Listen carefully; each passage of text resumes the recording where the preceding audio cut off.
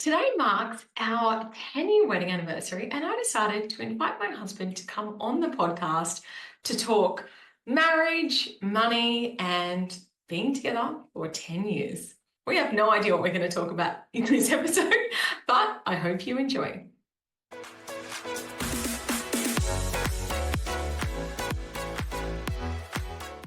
So a big warm welcome back to the podcast.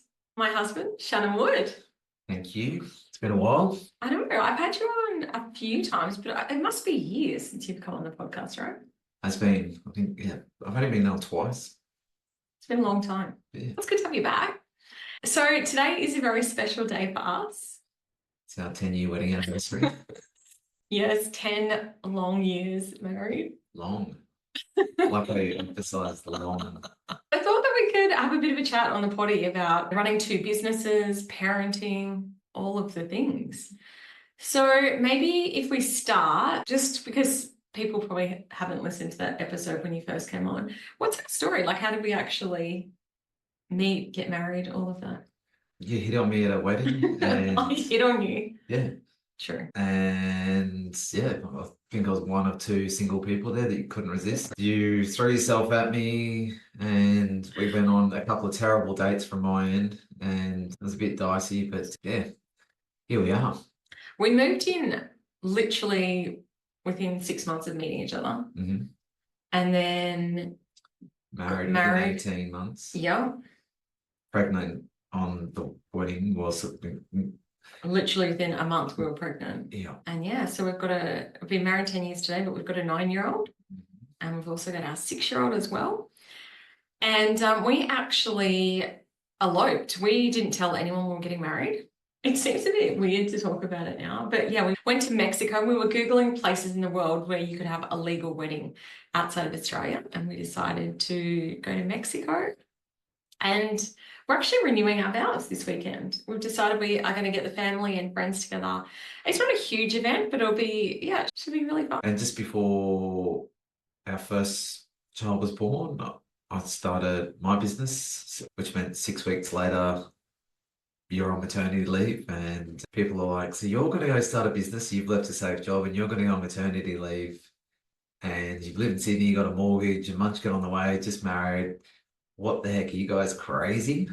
And I guess we were like, yeah, I guess so. But we're doing it anyway. I thought it was now or never. Then, yeah, trying to stay in that life of working for someone else and not running a business. Yeah, and I think at the time as well, I did have a stable corporate job, paid job. I had my paid maternity leave. We didn't know at that point in time. I was 8 months pregnant when you started your business officially. We didn't know that I would then get made redundant while I was on mat leave. And so basically we had, literally a baby, 2 baby businesses, no real help around. And we were just winging it. Yeah. But that was, over 9 years ago. Yours was 9 years ago. Mine's coming up to 9 years of starting the business. Yeah. It's 10 years in April. So reflecting like now, what do you think have been the hardest times for us as business owners? I don't remember the dates, but I remember there was, at the time I had over 100K owing to me. We had, the money was guaranteed, it was there. With business, it was all about cash flow, they keep saying. I understand the theory of it, but as a business owner, when it finally hits you, it's a real big learning curve. But I think just knowing that we had a lot of money owing to us, not just this amount, but then there was others that were coming, but we still had all these bills and stuff piling up. And yeah, that was tough. It was tough. And I think when we spoke to people, it was just like, go get a job. Yeah. And I don't know, it was crazy loans out, like a 30% interest or something just to get through. But we knew we were good for it. We backed ourselves. But I don't know, that was from a business perspective, they were probably the hardest, but we came out of it and your business skyrocketed at the time. And that was just before, well, maybe a year before COVID or something. And yeah, I think definitely money stresses have been the most stressful. And I think that a lot of with both of us being business owners, we don't have any sort of stability around it. It really is both of us with completely variable incomes. And it's been really different at different stages as well. There's been times when your business is up and mine isn't doing as well. There's been times when mine's been up and vice versa. There's been times where we've really lent in either to my business. I know that I've spent a lot on coaches at various stages. You've hired team members, which again is a great way to scale the business, but sometimes there have been non-performers, and it's been an interesting journey. So any lessons, like reflecting now on what would be some of your biggest takeaways or Yeah. learnings and stuff? Yeah, it's one of those things I don't know until what I don't know. And looking back and with even starting the business, it was exciting getting a logo done, doing the website, but like I'd never done any of that sort of stuff before, and it seemed quite hard. But I don't now look at it, if I was going to do it all again, it just doesn't seem that overwhelming. And it's just those, and there's still parts about this business. Even today, I've just recently started doing a bit more in the offshoring space with the teams, and that's all new. But yeah, things, I think it'd be very different if I hadn't had the experience also of having other staff members that I've got under my belt already to do what I'm doing. So I think it would be much harder. Yeah, I don't know. That makes much sense, but yeah, it's the stuff that I don't know. No, once it's done, you've done it, and then you do it again, you do it again. It just gets easier and easier. Putting yourself on camera, going on pod. Do you remember when I was first doing videos and I would just sit there and cry because I was so nervous about filming, and you'd come in and you'd be like, have you been trying to film videos again? And similarly with my podcast, my first podcast episodes, they were just so stop, start. And now I don't even just get on and talk. Yeah. Yeah, it gets easier, it does. Something that I would say that we've done really well as a couple, I don't know if it's something we've done consciously, but I think that we both have very similar money values.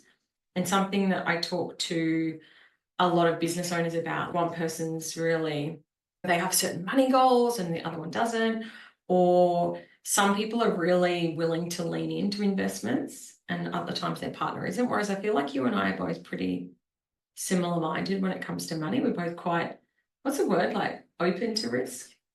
Yeah, risk averse. Now, doesn't that mean you avoid risk? Oh yeah. It's the opposite of risk. Yeah. And a lot of times Shannon's like, I'm thinking of going to Singapore for this event. I'm like, awesome, go for it. He's hosted stands, he's done all kinds of things. And yeah, and I'm always like, go for it. And vice versa. I think you're just so supportive of me in the business. Anything when I'm saying I'm feeling really called to this or I want to hire this person, you really are just so supportive, and I'm very grateful for that. Very grateful for that. Is there any areas that you think in relation to business or money that you think we haven't been on the same page? I don't know. On the same breath, it's hard sometimes when like you've come to me and I want to do this, want to do this, and you're like, oh, you've said this 6 times before, and you're like, oh, but trying to be, you're so passionate, so excited about it, and it's just start sometimes, oh, I'm not sure what's going on. The biggest thing that springs to mind is Facebook ads. Yeah. I think I have so many times I've said I'm really leaning into Facebook ads, and for whatever reason, a lot of times it really just hasn't come together as a strategy. But yeah, I still think that's the thing. Sometimes you have to keep trying things, doing it differently, as long as you're not doing the same thing again, the same way, expecting a different outcome. Yeah. Yeah. Cool. So let's talk about love on our 10-year wedding anniversary. Yeah. Go on. What do you think have been the highlights of 10 years of marriage? As much as I want to say travel and like kids, they've been the hardest, but I don't know, equally they've been some of the best moments as family, and as that's not really us, but yeah, they've been probably some of the best. I look back on all our holidays, like we usually go overseas every year, and I look back at some of those as some of the best memories. Yeah, I love that. Yeah, definitely overseas holidays feels like a real highlight. Any other big milestones that jump out from? Bought a first house together, that was really nice. We live on the Gold Coast and live on the water, which was a huge thing for us. Great circle of friends and got lots of toys, but I think we're quite connected, and yeah, we, as you said, rowing in the same direction and in terms of what we want in life and goals, and let alone all the material stuff that's there. It's yeah, it's just nice to have someone on the same page. Yeah. And we do get along really well. Like for two people, you, to get some context, because we live in, as much as we've got our dream location, we do not have the dream house yet. So we actually share an office, and it's a small office. It's not a big office. It's literally 3 meters by 3 meters. And we're in each other's pockets a lot, but I don't get sick of you. No. But seriously, we do. We love spending time together. And yeah, I definitely think that having similar goals, both being ambitious and being supportive of each other, is really, really cool. And what would you say have been any, so if someone's listening and maybe they're new to marriage or in a new relationship, you got any tips for them? The first thing that comes to mind is communication and compromise. Yeah, I guess if you're single, and it depends on, I find that you're probably a little less wanting to compromise these days on a lot of things, where I think after being with someone for so long that you realize that you need to compromise, and not on everything, not on all things, but just certain, there needs to be some sort of give and take a little bit more. But that comes through communication as well. So now to talk about those things that's important and why, and really having the other person understand why that's important. What's the biggest thing you think you've compromised on? I'm like, what does that mean? What does that mean? Jeez. There's something coming to mind. There's always things, but yeah, there's definitely things I can't think of. What about getting a dog? I know that's something that you really want at the moment. Not like I'm happy to wait, and I said I wasn't going to bring it up for a year or two, so Yeah. I'm not. But yeah, I definitely think communication is such a big thing. And I do think as well, like having the same goals, I think it's obviously it's great for people to have individual goals. You don't want to have everything all together. But I do think that overarching as a couple, as a family unit, that you are heading in the same direction, because if you don't want the same things, then yeah, I can imagine that would pose some major challenges. Yeah, those are the key things that I randomly thought that we could chat about. Is there anything else that you want to ask or add, or I'm just random? How do you find balancing being businesswoman and being a mum and a wife, and you've also president of another association as well, and you've got all these balls in the air, and how do you go about doing all that, and what's your advice for other people?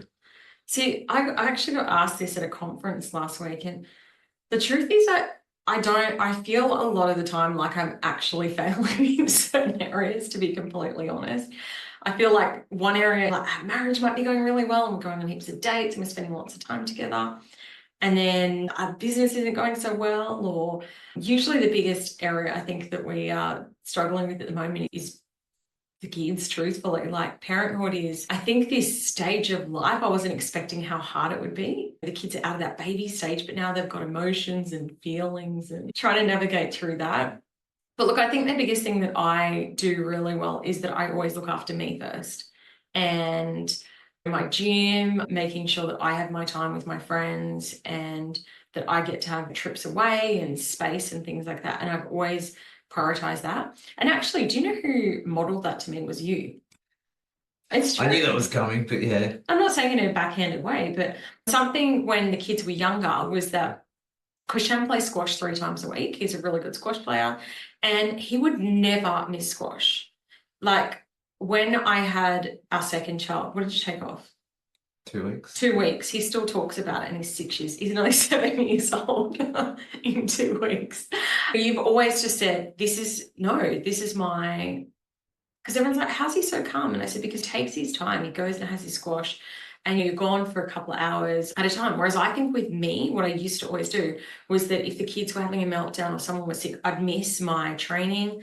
I would skip things. I'd be like, don't worry about it. I won't do it. And I wouldn't prioritize myself. And then I'd end up getting resentful towards Shannon. He's like, hey, I didn't tell you to miss it. You're the one who decided to. And then you're getting cranky at me. So I started to just be like, no, like I do my things. I prioritize looking after myself. And I think that this is a big thing for anyone, is when you look after yourself, the other things tend to come together. And like with my volunteer role, another big thing, I've got a really big boundary around it. It's I am giving in that space from overflow. I'm not depleting myself. And I know that some of the other parties can really struggle with that because they're like, you've got to do this thing. And I'm like, I'll do that thing when I have the capacity and the bandwidth to do it. And I think that actually looking after myself in every different area with business, with the kids, everything, I think that's, yeah, helps to keep the ship afloat. What do you think's the biggest challenge running a household financially is being a business owner? Oh my gosh, I'd say the instability with income. I think that's probably been the most challenging thing to navigate through. I'm an accountant, I'm a numbers gal, but when you don't know what's coming in, that is really hard. I think trying to just plan, and so many times I think that we've glorified and thought, oh my gosh, how much easier would it be if you just knew this much was coming in every week. Just trying to navigate through. And we've also got two businesses that aren't particularly predictable in terms of income.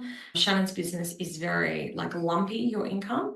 And because mine used to be a lot more, because I used to have mostly private coaching and stability, and now I've moved more to a launch model. So there's a lot of instability around how much money is it going to be? How's this launch going to go? How's business going to go for the month? So trying to forecast can be really challenging, but yeah, we make it work. We make it work. And for anyone that's out there that's single, what's your number one marriage tip? Oh my gosh, what's my number one marriage tip? I think a big thing, if you're single, is look at someone's values. I think that I used to be I know when I was single, I had a checkbox of things that I thought that I was looking for. But at the end of the day, like 10 years into marriage, I think that like chemistry, like spark is such a big thing. And I think that common goals and communication, like being able to get along well, I think that those are actually things that are going to set you up for a lot more longevity in a relationship than ticking a box. I often joke to Shannon about how different life would be if we're in a really different financial situation. But in all seriousness, like I wouldn't give up our connection or our marriage for all the money in the world, because I think you can be a billionaire, but if you're not ultimately happy and connected, you're going to feel really lonely. So That's good. yeah. I don't think there's anything further to add here. It's been good having you back on the podcast again. Thanks. I have to do it more often. Yeah, right. Get a bit more comfortable with it. I hope you enjoyed this special episode of the podcast celebrating our 10-year wedding anniversary, and look forward to chatting to you again next week.